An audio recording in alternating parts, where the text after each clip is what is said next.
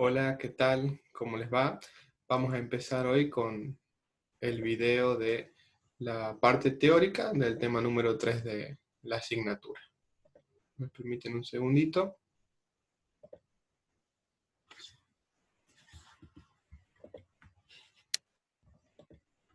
Ahí está. Bueno, como bien dice el título, el tema número 3 se llama Costeo de Inventario y Análisis de Capacidad. Es referido al curso 2020 de Contabilidad Gerencial, curso en modalidad virtual. Bueno, para empezar con el tema número 3, tenemos que hacer referencia lógicamente al tema anterior que han podido observar con el video de la asignatura. En el video anterior se habla mucho del término sistema de costo, donde me pareció muy importante representar el tema sistema de costo mediante el esquema que se presenta a continuación. La contabilidad de costos tiene como función justamente para que recordemos clasificar, acumular, controlar y asignar los costos a qué actividades, procesos, productos, clientes, departamentos, etcétera. Vamos a ver un poco más en profundidad de esto cuando analicemos, por ejemplo, el tema número 4. ¿Para qué? Para brindar información relevante y oportuna para que los gerentes y administradores puedan tomar decisiones, planear y controlar. Dado que van a existir diferentes formas en las cuales se acumulan, se clasifican, se consideran, se controlan los costos, es muy importante hablar de la importancia de los métodos de costeo. Es por ello que nosotros vamos a decir que una de las grandes utilidades que tienen estos métodos es generar informes para medir el resultado, es proporcionar el costo de ventas correctos. Claramente, cada una de las organizaciones o empresas quieren conocer cuánto cuesta producir y vender un determinado bien. Para valorar los inventarios, esto es muy importante también porque acá es como que estamos estableciendo que existe una relación entre lo que es el estado del resultado, que es el lugar donde yo voy a apreciar el costo de ventas de un producto determinado, y el activo, que es donde yo voy a conseguir el inventario de productos terminados. Por eso estamos hablando de evaluar los inventarios, muy importante también. Proporcionar reportes de soporte al control administrativo, lógicamente, todo tipo de informes que sirven para tomar decisiones, ofrecer información oportuna, ayudar a fundamentar la estrategia. Esto también es muy importante porque si ustedes pueden considerar en el video anterior también se había hecho mención a temas puntuales de estrategia, en donde se destacaba la formulación y la implementación. Acá podemos nombrar algunas estrategias genéricas, como por ejemplo el liderazgo en costos. Entonces, esta información me va a ser de utilidad a mí para saber si se justifica, está bien, voy por buen camino o no, de una estrategia, por ejemplo, de liderazgo en costos. Incentivar siempre la mejora continua, todo para generar aprendizaje y crecimiento en la organización, e identificar actividades, procesos que generan valor. Lógicamente, esto es algo que también lo vamos a profundizar cuando veamos el tema 4, pero está muy vinculado con la cadena de valor, un concepto que también habíamos visto en el tema 2. La idea de todo este trabajo, del análisis de la cadena de valor, es identificar aquellas actividades que realmente agregan valor para el cliente y tratar de identificar aquellas actividades que no lo hacen y ver si yo puedo minimizar su impacto o puedo eliminarlas directamente. Bueno, entonces uno de los grandes elementos que vamos a estudiar ahora es el costeo absorbente. Vamos a trabajar dos tipos de costeo en este caso. El primero es el costeo absorbente. El costeo absorbente propiamente clasifica o considera todos los costos variables de manufactura y todos los costos fijos de manufactura que se incluyen como costos inventariables. Entonces, lo que me va a decir el costeo absorbente es que yo voy a considerar como costos inventariables todos aquellos costos de manufactura, es decir, costos de la función producción, tengan cuidado, esa es la clasificación que estamos utilizando, sean variables o sean fijos.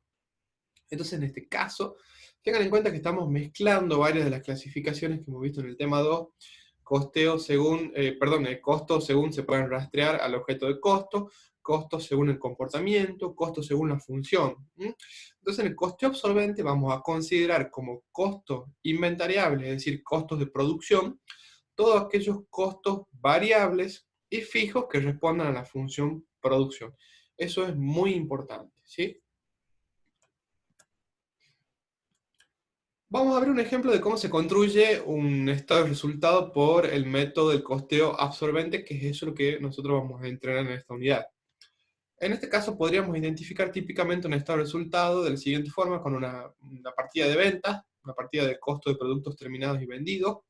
En esa parte intermedia tenemos como un juego de inventarios, que ya les voy a mostrar qué es. En el tema número 2 también hemos visto algo. Inventario inicial, producción, inventario final. Van a aparecer unos conceptos nuevos que uno de ellos es la variación volumen de producción, BBP, variación volumen de producción, el costo de productos terminados y vendidos ya ajustado por esa variación volumen, un resultado bruto, lógicamente, gasto de venta y administración fijo, gasto de venta y administración variable, y un resultado operativo. Entonces, brevemente, en este estado de resultados podemos identificar las ventas primero, el costo de los productos terminados y vendidos, que en este caso está ajustado por la variación volumen de producción, un resultado bruto, ¿sí? Similar al análisis que habíamos realizado en el tema 1. ¿Se acuerdan? Esta es una estructura básicamente muy parecida a la del tema 1, en donde teníamos las ventas, un resultado bruto, tenemos los gastos operativos, que en este caso están dados por los gastos de venta y de administración, que tienen una porción fija y una porción variable, y llegamos al resultado operativo, ¿sí? Entonces es muy importante que sepamos identificar la estructura básica de un modelo de un estado de resultado por método absorbente. En este estado de resultado por método absorbente, yo he considerado la parte esta intermedia, donde hago el juego con las unidades, porque si bien es un estado que va a servir de base para tomar decisiones, ¿no? Con fines positivos. Por eso es que lo podemos trabajar de esta manera, tengan en cuenta. No sería el producto final que se presenta si yo, por ejemplo, quiero ir a pedir una línea crediticia a un banco. En el inventario, ahí hacemos el juego de siempre considerando unidades, el inventario inicial más las unidades producidas, menos los inventarios finales en unidades, me dan las unidades vendidas. ¿Sí? Entonces, por diferencia, yo conociendo algunos de estos elementos, voy a poder conocer el que me falta. Entonces, si eventualmente yo conozco cuántas unidades tenía al principio del periodo, cuántas unidades me quedaron al final del periodo y cuántas unidades fueron producidas durante el periodo, voy a poder conocer las unidades vendidas también. ¿Sí? Esa es una ecuación que es muy importante para que la consideremos. Entonces, brevemente rescatando los conceptos, vemos las ventas, vemos un resultado bruto, vemos gastos operativos, vemos un resultado operativo y una variación volumen de producción en el caso de este costeo. En cambio, en el costeo variable, el estado de resultados seguiría un, un modelo un poco distinto porque considera como costos inventariables todos los costos variables de manufactura, sean directos e indirectos. ¿Sí? En este caso, estamos dejando de lado los costos fijos de manufactura en la situación de inventariarlos. Entonces, los costos fijos de manufactura en este caso se tratan como costos del periodo en el cual se incurre en ello. Es una gran distinción del costeo variable, digamos, es una distinción básica contra el costeo absorbente. Eso vamos a ver. Tengamos en cuenta que estamos hablando de costos de la función producción, ¿no? Por eso estamos hablando de que en el costeo variable vamos a considerar todos los costos variables de la función producción, sean directos o indirectos, ¿sí? Recordemos que acá vamos a tener costos de materiales directos o de materias primas, costos de mano de obra directa y los costos indirectos variables, ¿sí? En este caso. El estado de resultado por el método del costeo variable seguiría básicamente un modelo similar. Tendríamos las ventas, un costo variable de producción que es el que nosotros deberíamos calcular, que es por supuesto para las unidades producidas y vendidas, con un inventario inicial, producción e inventario final, el mismo juego de unidades que en el caso anterior, un costo variable de producción. Vamos a restar también de las ventas, además de los costos variables de producción, todos los otros costos o gastos variables que puedan existir en el periodo para obtener lo que se denomina como margen de contribución total, que acá aparece resaltado con una línea en color celeste. Eso se llama margen de contribución total o contribución marginal total, también la van a encontrar en los libros. Luego de eso se van a restar todos los costos y gastos fijos y se va a obtener el resultado operativo, ¿sí? Entonces básicamente el modelo del estado de resultados por el método variable es trabajar con las ventas, restarle a las ventas todos los costos y gastos variables para obtener una contribución marginal total, y a esa contribución marginal total se le van a descontar todos los costos y gastos fijos para llegar a un resultado operativo, ¿sí? Esa es la distinción conforme al estado de resultados por el modelo absorbente. Ahora noten que en este caso el costeo variable es un costeo que ha sido ampliamente difundido, que si ustedes pueden leer otra bibliografía también muchas veces lo van a encontrar como costeo directo. En este caso se habla a veces de costeo directo, pero en realidad ustedes deben considerar que el término apropiado para considerarlo y para no confundirse con la otra clasificación, según el rastreo que se le puede dar a los costos, es nombrarlo como costeo variable, porque está considerando como costos inventariables todos los costos variables, sean directos o indirectos. Entonces, esa terminología es una terminología que eh, poco a poco se le está dejando de utilizar. Pero puede ser que ustedes escuchen hablar de costeo directo, estamos haciendo referencia al costeo variable, en nuestra asignatura lo vamos a llamar como costeo variable. ¿Sí? Muy importante que eso tengan en cuenta. Entonces, para comparar los métodos, me pareció muy interesante mostrarles esta figura. Tenemos los costos más comunes que podemos trabajar en la función producción: materiales directos, mano de obra directa, costos indirectos variables de manufactura, costos indirectos fijos de manufactura. Y por otro lado, después tenemos unos gastos operativos, como por ejemplo gastos variables de venta y de administración, y gastos fijos de venta y administración. Entonces, el costeo absorbente va a considerar como costo del producto todos aquellos costos de la función producción, independientemente sean variables o sean fijos, directos o indirectos. Por eso vamos a considerar los materiales directos, la mano de obra directa, los costos indirectos variables de manufactura y los costos indirectos fijos de manufactura, que se van a incluir como costos inventariables en el caso del costeo absorbente. Y por ende van a quedar como costos o gastos del periodo todos aquellos gastos que estén relacionados, por ejemplo, con ventas, con administración, financiero, etcétera, marketing, investigación, ¿sí? En cambio, el costeo variable va a considerar únicamente como costos del producto los materiales directos, la mano de obra directa y los costos indirectos variables de manufactura, ¿sí? Eso es muy importante que lo tengamos en cuenta, son todos costos variables, ¿sí? Costos variables, materiales directos, costos de mano de obra directa también variable, y costos indirectos variables de manufactura. Va a dejar de lado los costos indirectos fijos de manufactura, ¿sí? Entonces, en esos costos indirectos fijos de manufactura, sumados a los gastos variables de venta y administración y gastos fijos de venta y administración, van a ser considerados como costos del periodo. Eso tengan en cuenta. Entonces, es fundamental ver que la diferencia va a estar en el tratamiento de los costos indirectos fijos de manufactura. Como resumen entonces de los métodos de los que estamos hablando, difieren justamente en el tratamiento, como dije recién, que le brindan a los costos que se incluyen en el inventario y en la clasificación y el orden de presentación justamente que emplean. Coinciden en que los gastos de venta y administración, variables y fijos, son costos del periodo, y que los costos variables de producción son costos del producto. La diferencia sustancial reside en cómo considerar los costos fijos de producción, costos del producto o del periodo, lo que origina diferentes evaluaciones en los inventarios y por lo tanto en el resultado. Entonces, los dos métodos van a tener evaluaciones distintas del inventario y resultados distintos también. ¿Para qué se usa el costeo absorbente? Bueno, el costeo absorbente se utiliza para presentar informes financieros externos de acuerdo a las normas contables. Entonces, supongamos que yo quiero pedir una línea de crédito para mi empresa, voy a necesitar formular un modelo de un estado de resultados por el método absorbente para presentarlo ante la institución bancaria correspondiente, ¿sí?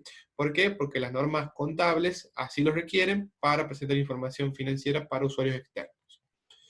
Y para proporcionar el costo total de los productos también. Ese dato es muy importante. Ahí obtendría el costo completo, el costo total de los productos justamente del periodo. En cambio, el uso del costeo variable presenta las siguientes ventajas. Facilita la planeación en el modelo CBU, esto lo vamos a ver en el tema número 6. Elimina las fluctuaciones también por diferentes niveles de producción. Ya vamos a estudiar a continuación que podemos hablar de distintos niveles de producción, niveles del denominador, niveles de capacidad en lo que es costeo absorbente. Vamos a entender un poco mejor este punto.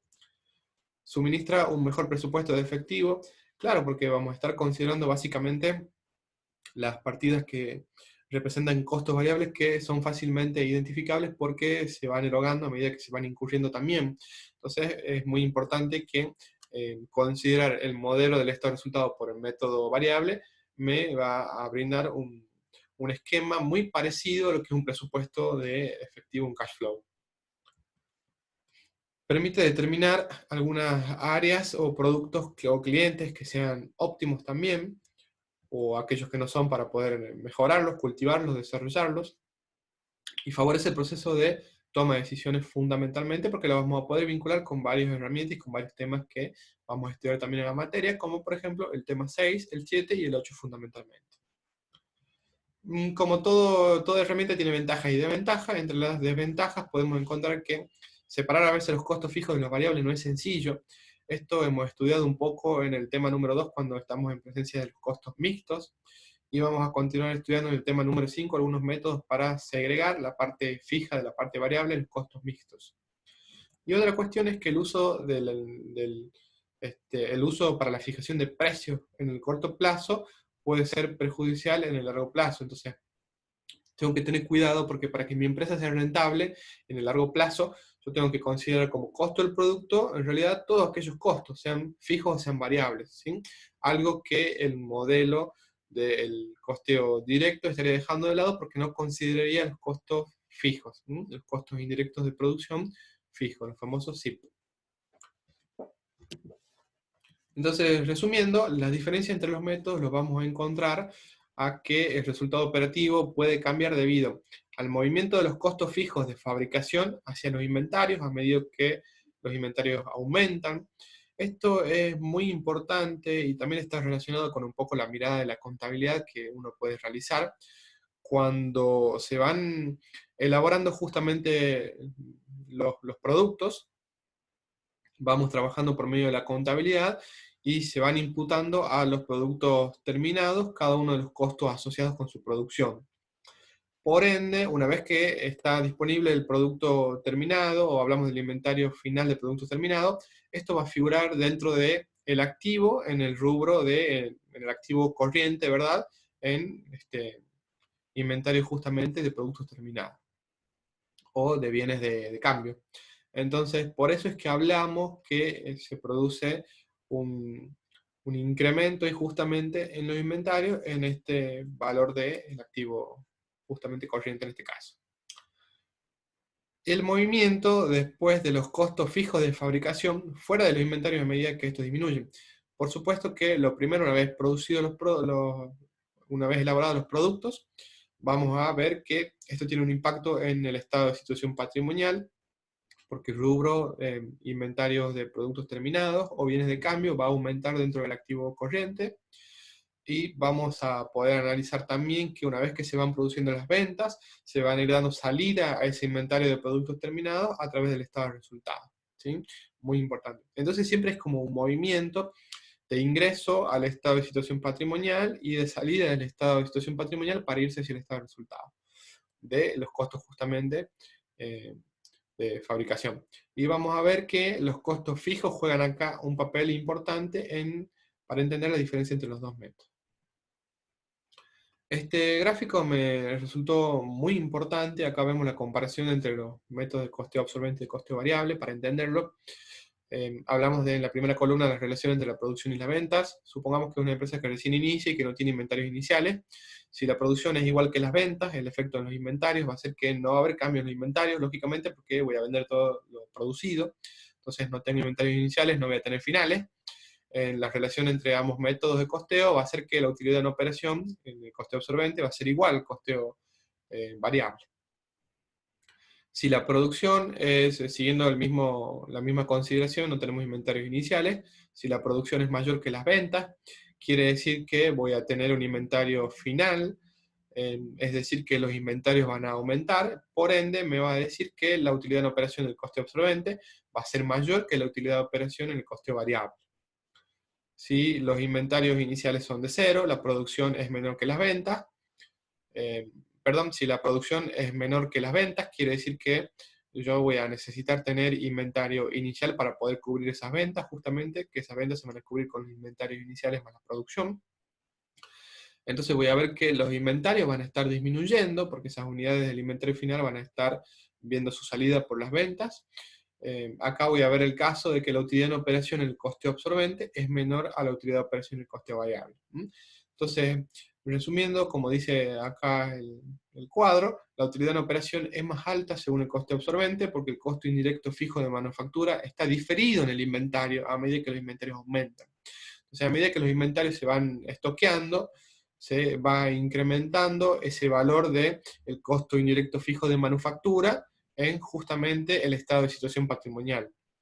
Y viceversa, la utilidad en operación es más baja según el coste absorbente, porque el costo indirecto fijo de manufactura está liberado, está viendo su salida del inventario a medida que el inventario disminuye para formar parte del estado de resultado.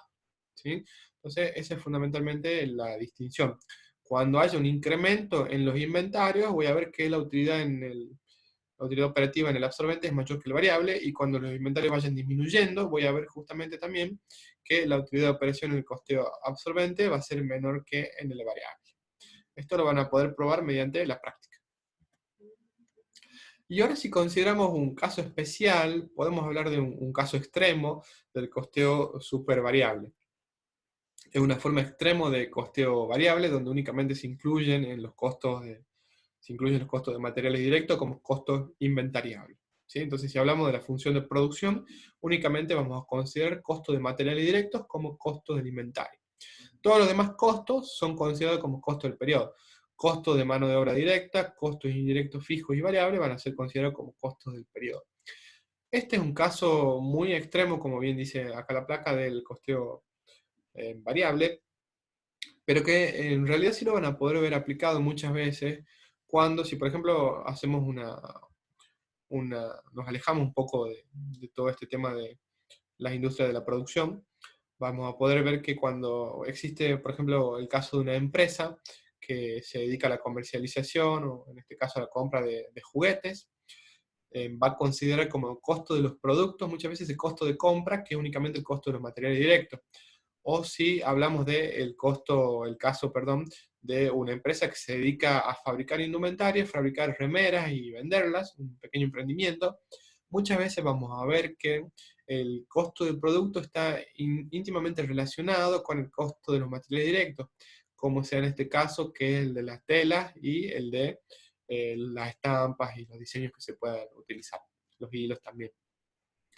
Entonces vamos a ver que eventualmente se asemeja el costo de producción como el costo de los materiales directos. Es usual, si encontramos algún conocido o algún empresario que trabaje en algún rubro, como en este ejemplo de producción de remera, que uno piense en cuánto fue el costo de los materiales directos. Supongamos si el costo de los materiales directos fueron, para elaborar esa remera que está en el gráfico, de 200 pesos, bueno, la remera la vendemos al doble, a 400 pesos. Entonces, básicamente se utiliza mucho ese costo para fijar los precios después.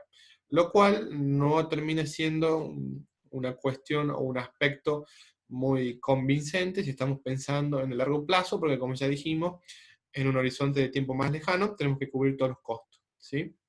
Entonces tenemos que considerar que es una herramienta que hay que utilizarla con cautela para determinados fines.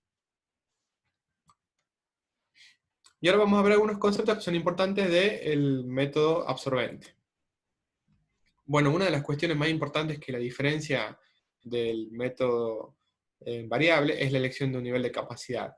En este caso vamos a ver que el libro de Holmgren nos informa sobre 4 niveles de capacidad, donde acá deberíamos comparar también después con la capacidad finalmente utilizada, que es la capacidad real. O sea, realmente cómo fueron los hechos. En este caso podemos hablar de un nivel de capacidad teórica, un nivel de capacidad práctica, un nivel de capacidad normal y un nivel de capacidad de presupuesto maestro. La capacidad teórica está relacionada con un trabajo en, supongamos, 24 horas, 7 días a la semana, manteniendo las máquinas sin ningún tipo de parada por mantenimiento o por determinada cuestión.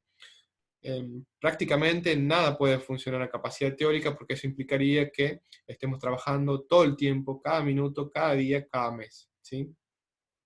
Lógicamente, las máquinas, si ustedes vemos un ejemplo, por ejemplo, un ejemplo en el caso con máquinas, vamos a hablar que podemos encontrar en las mismas un manual de instrucciones donde me informa a mí cómo tiene que ser el tratamiento o el uso de las máquinas para que tenga un funcionamiento prácticamente normal. En ese funcionamiento prácticamente normal, generalmente está contemplado el hecho de tener algunas paradas por mantenimiento.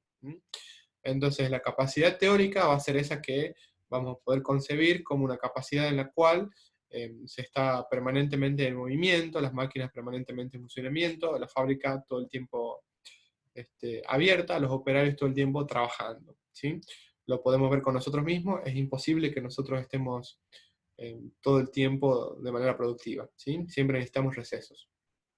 Por eso se habla de otra medida de capacidad, que es la práctica, que es una medida de capacidad refinada a la teórica. Para conseguir la medida de capacidad práctica vamos a tomar la teórica y vamos a descontar todas aquellas ociosidades que sean inevitables, ¿sí?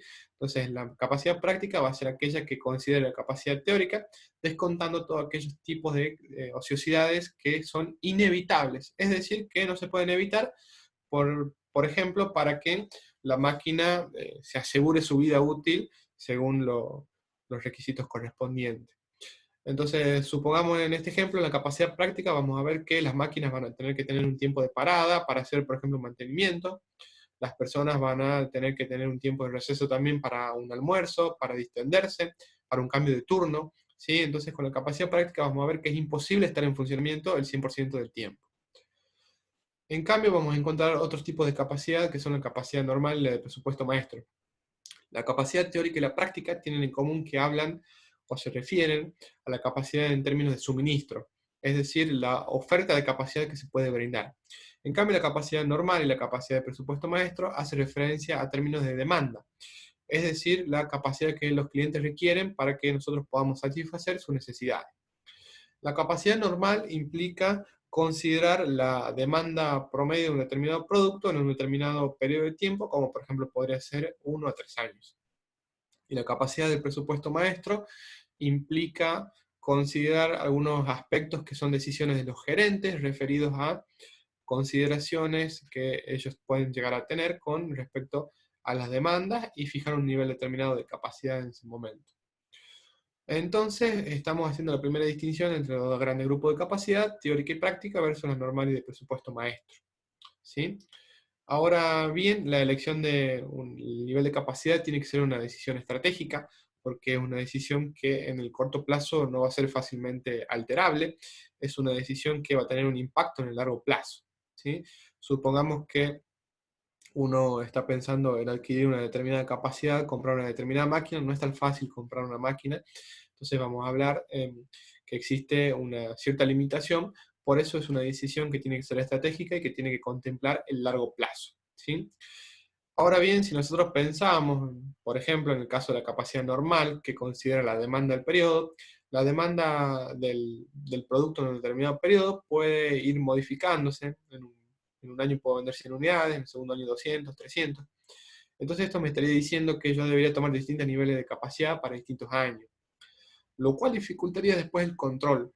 Para evitar ese tipo de situaciones es que eventualmente y usualmente se acude al concepto de capacidad práctica como el más utilizado porque me brinda un nivel más bien objetivo para poder trabajar y un nivel constante que va a permanecer a lo largo del tiempo, ¿sí? Entonces es muy común que trabajemos con el nivel de capacidad práctica. Una cuestión muy importante también relacionada con el costeo absorbente es la aparición de las variaciones. Que las variaciones son simplemente diferencias que se pueden visualizar entre los resultados o costos también reales y esperados. Entonces, para hablar de variaciones, yo voy a tener que comparar dos situaciones, una situación real y una situación esperada. Entonces, cómo ha cambiado, ha sido distinta, ha sido igual, esa situación que yo le he pensado, la situación que en definitiva se dio. En toda organización debería existir el proceso de planeación, que el proceso de planeación implica pensar el futuro. Entonces yo podría presentarme, supongamos, en el comienzo del año, en enero, y planear cómo será mi año hasta diciembre. Después lo que debería hacer es, llegado diciembre, ver cuál fue mi desempeño real y comparar lo que yo había planeado en enero con el desempeño real. Ahí podría encontrar o no diferencias. Esas diferencias se llaman variaciones. Acá cuando trabajemos en este tema de análisis de costos de capacidad de inventario, vamos a trabajar con las variaciones de volumen de producción, la vamos a llamar BBP, y la variación precio también, que la vamos a ver puntualmente ahora en un ejemplo. Entonces vamos a ver tipos de variaciones. Las variaciones pueden deberse a dos tipos, las podemos clasificar de dos tipos. Aquellas que nos van a favorecer o aquellas que nos van a desfavorecer, ¿sí? Entonces tenemos que clasificarlas en variaciones favorables y desfavorables. Las variaciones favorables son aquellas que van a incrementar el resultado con respecto a un monto presupuestado. Entonces, supongamos yo pensaba que en el año pasado iba a ganar 100 pesos, terminé ganando 200. Fue una variación favorable porque gané 100 pesos más. En cambio, en la situación adversa tendríamos situaciones en las que disminuye el resultado con respecto al monto presupuestado, van a ser clasificadas como variaciones desfavorables. Y ahora vamos a hablar de lo que son las variaciones en el volumen de producción en los SIP fijos. Entonces, cuando hablemos de costo indirecto de producción fijos, vamos a hablar primero de variación en el volumen de producción, ¿sí? Solamente vamos a hablar de variaciones de variación volumen de producción cuando hagamos referencia a los SIP fijos. ¿Por qué? Porque pensemos que los costos indirectos de producción fijos son costos relacionados con la capacidad y son costos relacionados con decisiones estratégicas que toman los gerentes. ¿Qué quiere decir? Supongamos, si yo estoy realizando la planificación para un periodo futuro, voy a tener que prever primero cuáles van a ser, supongamos, las máquinas, los costos relacionados con la producción que yo voy a tener y que voy a tener que visualizar durante todo el año. Entonces, adquirir determinadas máquinas las voy a tener que adquirir en este primer momento. Entonces, de alguna manera yo voy a estar conociendo cuál va a ser la capacidad, supongamos, para poder trabajar en determinado periodo, ¿sí? Entonces, los costos indirectos de producción fijos están relacionados a las decisiones que toman los gerentes. Y son decisiones estratégicas en el largo plazo. Entonces, de esta manera podríamos encontrar un costo relacionado con una depreciación, supongamos, por una maquinaria que esté utilizada, un costo de algún alquiler, de alguna instalación, un predio fabril también. Y la variación volumen de producción la vamos a encontrar con la siguiente fórmula. Vamos a tener que restar los costos indirectos fijos de manufactura presupuestada menos los costos indirectos fijos de manufactura aplicados, usando el costo presupuestado por unidad producida y requerida para la producción real. Primero, para poder clasificar o para poder encontrar en realidad la variación volumen de producción, en el caso de que la encuentren, vamos a tener que tener definido en una primera instancia un nivel del denominador o un nivel de capacidad. Eventualmente ese nivel de capacidad va a ser la capacidad práctica, como ya lo venimos informando anteriormente. Veamos un ejemplo. Puede suceder que los costos indirectos fijos de manufactura presupuestados hayan sido de 300.000 pesos, pero que los costos indirectos fijos de manufactura aplicados, usando el costo presupuestado por unidad producida requerida para la producción real, hayan sido de 240.000 pesos, ¿sí? Entonces, ¿qué me estaré queriendo decir esto? Que en un primer momento, en una primera instancia de planeación, yo había pensado que iba a producir determinado nivel, supongamos 10.000 unidades, pasó el tiempo y en vez de producir 10.000 unidades, la producción real fue de 8.000 unidades. ¿Qué quiere decir? Que hay 2.000 unidades que yo no las estuve considerando, ¿sí? Entonces, en este caso, lo que va a pasar al final del periodo es que voy a terminar aplicando un valor por debajo del costo indirecto de manufactura que yo había pensado en el inicio del periodo, ¿sí? Entonces, en el fondo, hay un problema de subaplicación de los costos indirectos de producción fijos, ¿sí? Entonces, supongamos el caso que acabo de mencionar, habíamos pensado en producir 10.000 unidades y la producción fue de 8.000 unidades. Por ende, hay 2.000 unidades multiplicadas por el costo que no fueron cargados al costo de producción del periodo. Por eso surge esa diferencia de 60.000 pesos, que es una variación desfavorable. ¿Qué quiere decir? Que en el fondo esto es una penalización por no haber alcanzado el nivel de volumen de producción que yo había pensado al inicio del periodo, ¿sí? No fui, no fui eficaz, quiere decir que no alcancé la meta que me había establecido, ¿sí? En ese caso, esta variación volumen de producción de 60.000 pesos es desfavorable. ¿Por qué? Porque debería haber aplicado 300.000 pesos en costos indirectos de manufactura fijos, y los realmente aplicados fueron de 240.000 pesos. ¿Sí? En este caso, si ustedes recuerdan los conceptos que han estudiado en costos 1, eventualmente trabajaban de esta manera: a las ventas les restamos el costo de producto terminado y vendido, y se consideraba la variación volumen de producción por separado, directamente descontándolo de las ventas para obtener un resultado bruto. ¿Sí? Entonces podían ver esa partida de variación volumen de producción perfectamente diferenciada del costo de productos terminados y vendidos. Este es un criterio que se puede utilizar para fines de exposición, lo que podríamos ver que el resultado bruto es de 40.000 pesos. ¿Sí? Entonces, vemos que la variación volumen de producción es desfavorable porque me está disminuyendo ese resultado. ¿Sí? Noten el signo ahí. En cambio, en la asignatura Contabilidad Gerencial, preferimos trabajar de la siguiente manera, siguiendo el autor Horning. A las ventas vamos a considerarle después el costo de producto terminado y vendido, vamos a hacer un ajuste por variación volumen de producción. Noten que esos 60.000 pesos de variación volumen de producción van a sumar al costo de productos terminados y vendidos. Entonces me va a brindar un costo de producto terminado y vendido de 160.000 pesos. ¿Sí? Entonces a las ventas le voy a restar ese costo de producto terminado y vendidos de 160.000 pesos y voy a obtener el resultado bruto. En síntesis, el resultado es el mismo, solamente es una cuestión de exposición. Ustedes bien podrían optar por cualquier método de trabajo. Nosotros les solicitamos que en la asignatura trabajemos con el método que realizamos el ajuste de la variación volumen de producción contra el costo de producto terminado y vendido. ¿Sí? Una cuestión de un detalle no menor es que esa variación volumen de producción en realidad es es un problema que se presenta por una decisión gerencial, y no debería, no se debería, el cliente no se debería hacer cargo de ese costo que se está generando, porque en realidad es un costo que se genera por no haber podido alcanzar el cumplimiento de una determinada meta. ¿Sí? Entonces, por ello es que también es interesante dejar a un lado la variación volumen de producción y exponerla por separado el costo de productos terminados y vendidos, porque en cierta forma también la presencia de una variación volumen de producción me estaría indicando una medida para evaluar el desempeño de los gerentes, ¿sí?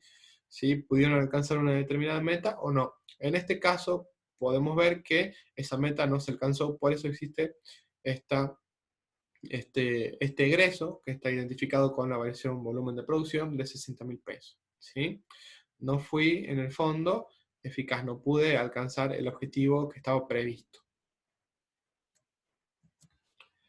En cambio, cuando hablemos de la variación precio, esto tengan cuidado que en algunos casos van a haber variación precio, o en otros van a haber variación gasto. Se refiere justamente a lo mismo, independientemente de que estemos trabajando con ventas, con valores de ventas, con valores de costo o de gasto, ¿sí?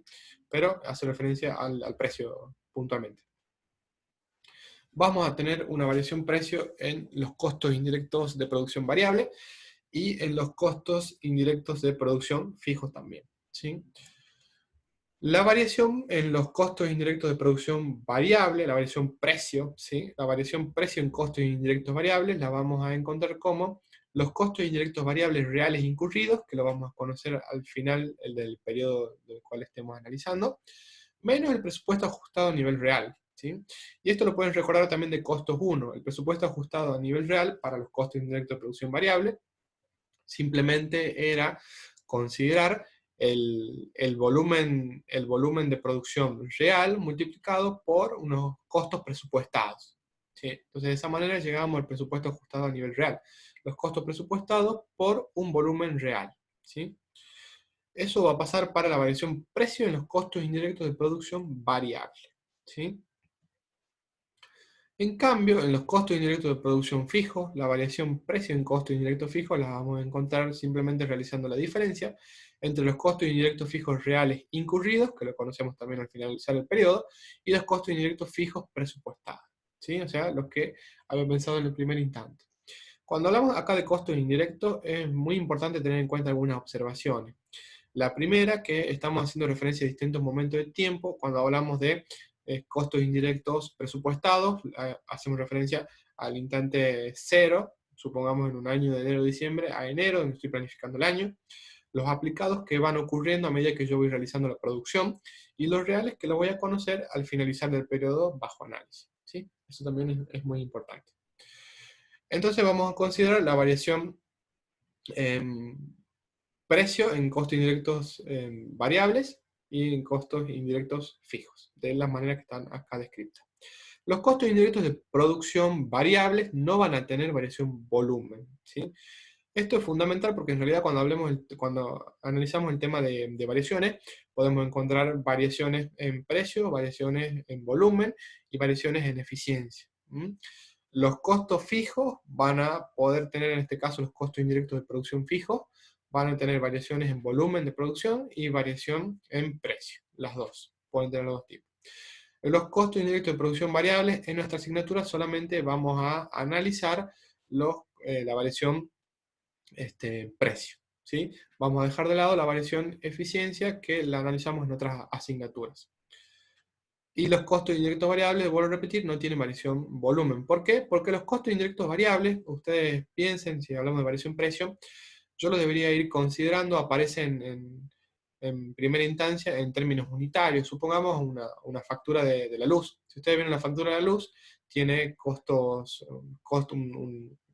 tiene un costo fijo y tiene costos por bloque que son variables. Supongamos que considero que el costo de la electricidad en un periodo de 3 pesos y después considero al finalizar el periodo que puedo observar que el costo en vez de ser 3 pesos fue 3,50. Entonces existió una variación de 0,50 por cada kilovatio consumido de electricidad.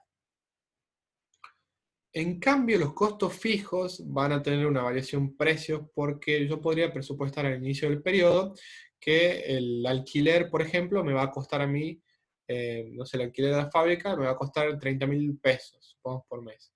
Y al finalizar el periodo veo que hubo un periodo altamente inflacionario y que en realidad el alquiler tuvo que incrementarse y no terminó siendo 30.000 pesos, sino que fue de 35.000 o 45.000 o 40.000 pesos, ¿sí?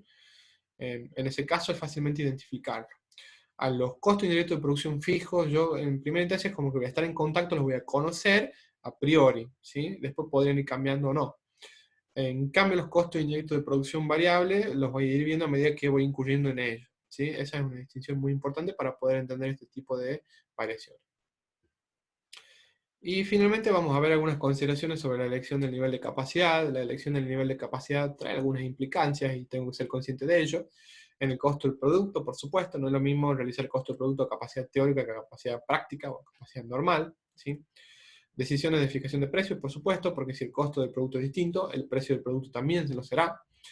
Evaluación del desempeño, acá hay que tener mucho cuidado. El libro enuncia una serie de cuestiones que hay que considerar en el costeo absorbente, cuando los gerentes tienden a producir una cantidad grande de stock sin poder vender esos productos, y brinda algunas sugerencias o alguna medida para poder contrarrestarlo. Es muy importante que ustedes lo analicen también para fines de proveer información externa. Por supuesto que por ejemplo, se podría analizar el término de la variación volumen de producción. No hablaría bien en el sentido de que no estaría consiguiendo un determinado objetivo, ¿sí? Quizás debería replantear si el nivel de capacidad ese que yo estoy pensando que es el nivel de capacidad apropiado es realmente así o no. Y por último, para algún tipo de requisitos fiscales, ¿sí? Fundamentalmente, estos son algunos tipos de consideraciones que debemos tener en cuenta. Bueno, finalmente esta es la bibliografía del tema. Espero que les haya sido de utilidad esta pequeña clase introductoria. Les aconsejo que lean con mucha tranquilidad el libro y que si hay algunos conceptos teóricos que todavía no han quedado muy claros, los vamos a ver en la práctica, como es el tema de las variaciones. Siempre suele haber algunos eh, conflictos allí, pero que eventualmente lo van a poder aclarar cuando veamos la parte práctica. Así que les pido que estén atentos a eso y vayamos trabajando de esa manera. Bueno, les agradezco mucho y espero verlos pronto. Adiós.